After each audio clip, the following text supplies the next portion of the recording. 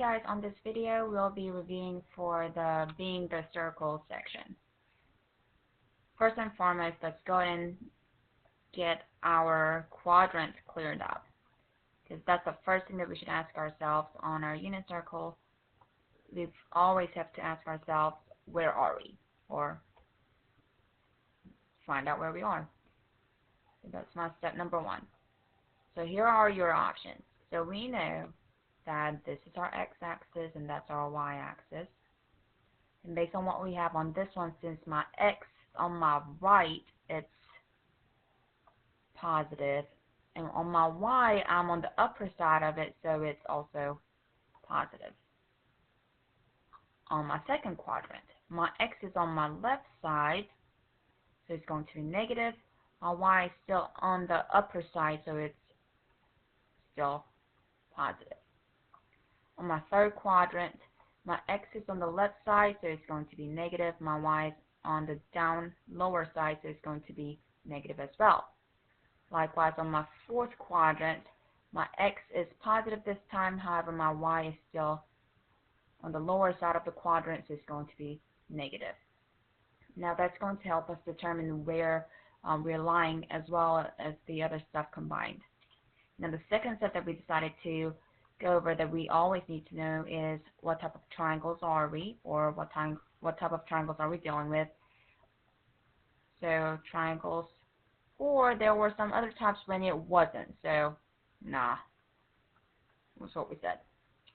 Okay, so if it is a triangle indeed, these are the things that we're talking about. Number one, it could be this triangle that I'm drawing right here on the left hand side. This one is 30-degree triangle, and it's going to be over sixes.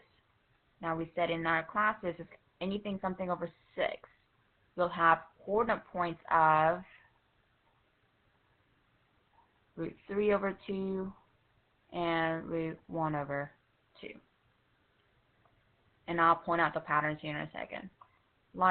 Likewise, if I were to drop the perpendicular line here, that's my 45-degree angle triangle, and these are going to be over 4 pi's. So if it's over 4 pi's, which are your favorites, it's going to have x and y as the same distances from the origin, so it's going to be root 2 over 2 and root 2 over 2. Lastly, our taller triangle. That one's our 60-degree angle triangle, however, it's going to be over 3. So you see that 3 goes with 6s. Okay.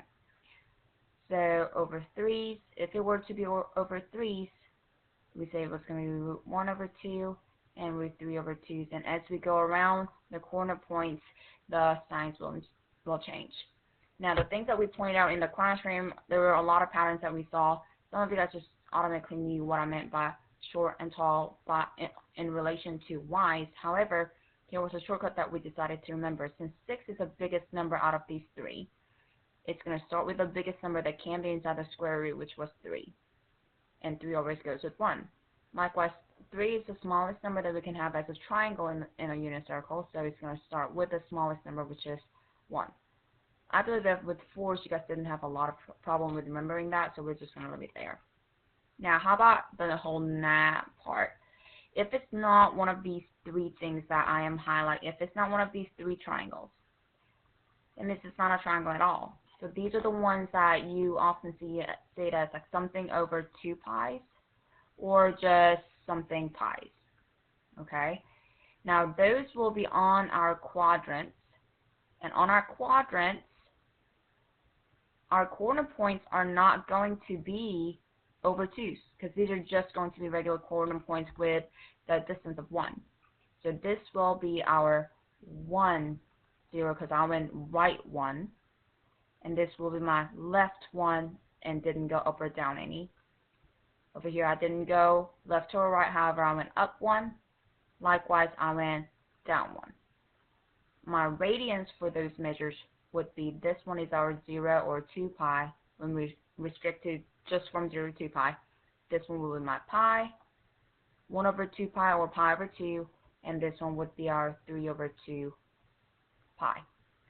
This is something that we did in class, and I hope that this will help us out going further. However, these are the two questions that we always have to ask ourselves.